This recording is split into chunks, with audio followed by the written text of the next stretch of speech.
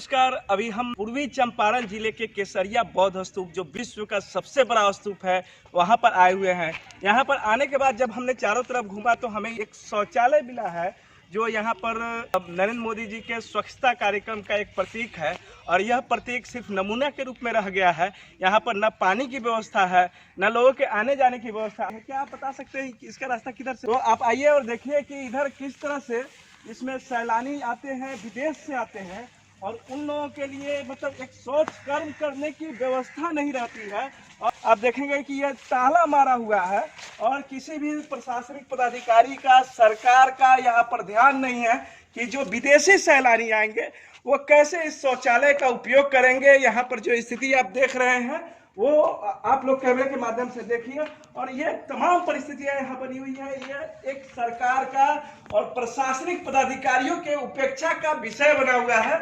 यह शौचालय और सरकार के स्वच्छता कार्यक्रम का धज्जियां उड़ाने का काम कर रहा है। अभी हम लोग यहाँ पर आए तो जो लोग यहाँ के रहने वाले हैं, इस स्तूप के बारे में जानने और समझने वाले हैं, उनसे जब हम लोगों ने बातचीत की उन्होंने बताया कि यहाँ पर खुदाई का काम वर्षों से पेंडिंग पड़ा हुआ था। जिस समय केंद्रीय कृषि मंत्री राधा मोहन सिंह जी थे उनको कई लोगों ने अनुरोध किया, आंदोलन किया, लड़ाई लड़ी, तब जाके उन्होंने पर्यटन विभाग को सिर्फ एक फ़ोन किया था। उस फ़ोन के बाद थोड़ी बहुत खुदाई हुई जिसमें कुछ स्ट्रक्चर निकल के आए हैं। यह स्ट्रक्चर बताया जाता है कि यह प्रदक्षिणा पथ है जो बौद्ध स्तूप में जो मूर्तियां लगी हुई है उन मूर्तियों के पूजा अर्चना के लिए लोग इसके ऊपर से चलकर जाते थे और प्रदक्षिणा करते थे। तो ये तमाम चीज़ें, ये स्ट्रक्चर है सो आए। उसके बाद ये खुदाई फिर से पेंडिंग पड़ गया और इसकी आवाज़ उठाने वाला आज के समय में कोई नहीं है। यह बुद्ध स्तूप जो है सो भारत सरकार के अंतर्गत में आता है और बिहार सरकार जो पर्यटन विभाग है वो इसकी देखरेख करता है। तो जो यहाँ के जनप्रतिनिधि हैं उनको आवाज़ अपनी सरकार तक पहुँचानी चाहिए और अगर जनप्रतिनिधि सरकार तक आवाज़ नहीं पहुँचा रहे हैं तो वैसे स्थिति में यहाँ के स्थानीयों को अपनी आवाज़ सरकार तक पहुँचाने का काम करना चाहिए ताकि यह जगह विश्व पटल पर एक अपनी गरिमा को बनाए रख सके, इसका समृद्धि पूरे दुनिया में फैल सके। जैसे यहाँ के लोग बता रहे थे कि इन तमाम जहाँ जहाँ खुदाई चल रही है कुछ मूर्तियाँ निकल रही है, कुछ भवनों के अवशेष निकल के आ रहे हैं। इससे यह महसूस हो रहा है कि इस जगह के आसपास में, यह जो जगह है इस पूरे जगह के आसपास में नीचे में नगर होने की भी संभावना है।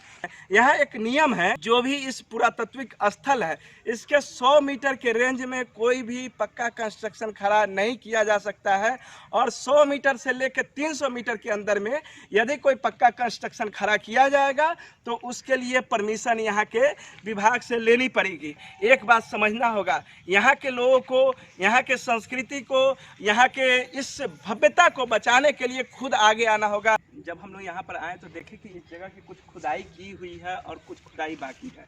ऐसा इसलिए हुआ है कि बरसात का समय आ गया है, जुलाई तक खुदाई हुआ है, बरसात के बाद फिर होने की संभावना है। यहाँ पर जब आप एक एक जगह देख रहे हैं तो स्टेप बाय स्टेप खुदाई की गई है। इस स्टेप बाय स्टेप खुदाई में 7-8 मजदूर रहते हैं, एक सुपरवाइजर रहता है। तो ये एक आप दूसरा इसका साइड देख रहे हैं, यह पूरब साइड का इसका रुख है। खुदाई के दरमियान वहाँ मूर्ति मिली थी जिसको पन्नी से ढक दिया गया है प्लास्टिक से ताकि बारिश में वो ख़राब नहीं हो। और फिर वहाँ पर क्या किया जाएगा कि जिस तरह की मूर्ति अंदर मिलेगी वो अगर पूरे साबुत अवस्था में हो तो साबुत अवस्था में उसका एक स्ट्रक्चर तैयार किया जाएगा, अगर टूटे हुए अवस्था में हो तो उसका भी एक स्ट्रक्चर तैयार किया जाएगा और मूर्ति को अंदर में स्थापित करके उसका एक प्रतिरूप है सो बाहर में स्थापित किया जाएगा। तो ये एक परियोजना बने सरकार की है। कहाँ से आए? मधुबन से। इसके बारे में आपको कैसी जानकारी मिला कि घुमाना? ऐसे हम लोग का ससुराल पड़ता है मधुबन, ठीक है, गौतम बुद्ध का स्थान है।